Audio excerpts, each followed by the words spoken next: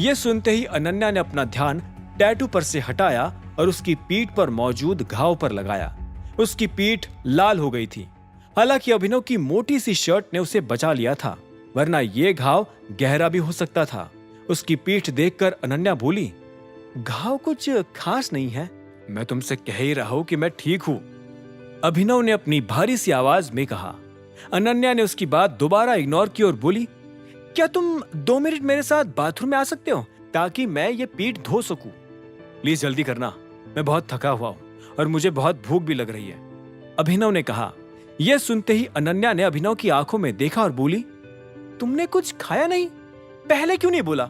जब अभिनव ने इसके इस सवाल का कोई जवाब नहीं दिया तो वो अपनी जगह से खड़ी हुई और कमरे से बाहर निकल गई। इससे पहले कि अनन्या वापस आती, अभिनव नहाने के लिए बाथरूम में घुस चुका था। नहाने के बाद उसने सिर्फ पैजामा पहना हुआ था। वो जानता था कि अनन्या उसकी पीठ धोए बिना मानने नहीं वाली थी, इसीलिए वो बिना टी शर्ट पहने ही बाहर आ गया था। जैसे ही अभिनव बाहर आया, वैसे ही अनन्या भी कमरे में आ गई थी। उसने अभिनव से कहा, मैंने मेड्स को बोल दिया है, वो अभी तुम्हारे लिए कुछ खाने को बना देगी। तुमने मेड्स को मेरे लिए खाना बनाने को बोला है? अभिनव ने हैरान होते हुए पूछा। आज से पहले अभिनव के साथ ऐसा कभी नहीं हुआ था। अभिनव को चाहे भूख लगे या नींद आए, अनन्या को आज से पहले इस चीज से कोई लेना देना नहीं था। लेकिन आज अनन्या ने जो किया उसे देखकर अभिनव सच में हैरान हो गया था। तुम नहा लिए हो ना?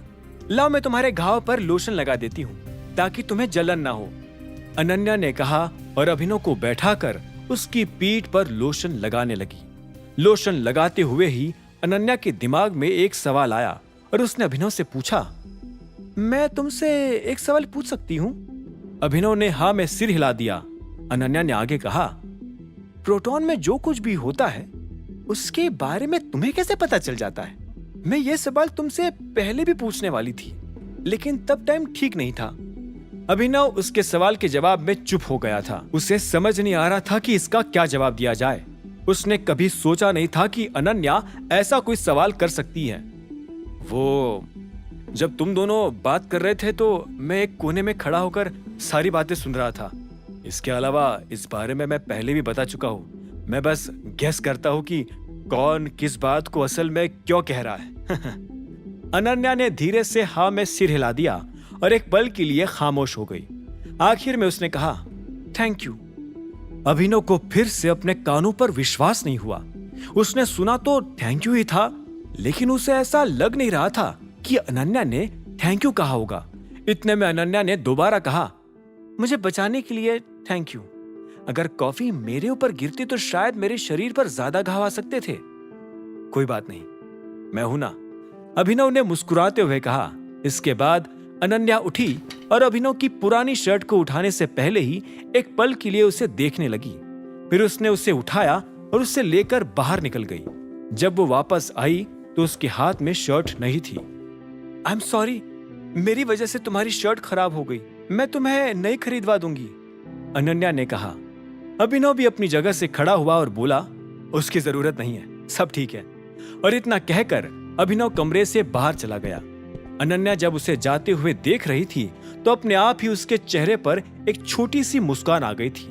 अनन्या ने अभिनव के साथ जो किया था उसके बाद उसे उम्मीद नहीं थी कि अभिनव उसके लिए ऐसा कुछ कर सकता है। उससे रहा नहीं गया और वो अभिनव के पीछे जाने लगी। जब अभिनव कमरे से बाहर निकला तो उसने देखा कि मेड्स ने उसके लिए चीज ग्रिल सैंडविच, पनीर पकोड़े और ठंडा ठंडा श्रीखंड लगा रखा था। साथ में कुछ फ्रूट्स भी थे। अभिनव जैसे ये सब खाने के लिए डाइनिंग टेबल पर बैठा, वैसे उसका फोन बज उठा। ये चाहत का फोन था। अभिनव ने फोन उठाया और बोला, हाय चाहत। अभिनव को पता नहीं था कि अनन्या भी उसके पीछे आ रही थी और अभिनव के फोन उठाने से पहले ही उसके पीछे खड़ी हो चुकी थी। जैसे ही अनन्या ने चाहत का नाम अभिनव के मुंह से सुना तो वो रुक गई। ना जाने क्यों उसे अपने अंदर एक भयंकर सी जलन महसूस हुई। अब आगे क्या होने वाला था? आखिर क्यों इतनी रात को फोन किया था चाहत ने अभिनव को? क्या कारण था अनन्या की जलन का? क्या अनन्या के दिल में अभिनव के लिए प्यार पनपने लगा था? क्या नया मोड़ लेने वाली थी इस शादी की अफलातून गाड़ी? जानने के लिए सुनते रहिए आगे। आगे की कहानी जानने के लिए देखें अगला एपिसोड सिर्फ पॉकेट एफएम के यूट्यूब चैनल पर और द रिटर्न ऑफ टाइगर के सारे एपिसोड्स को सुनने के लिए डिस्क्रिप्शन में दी लिंक से डाउनलोड करें पॉकेट एफएम ऐप।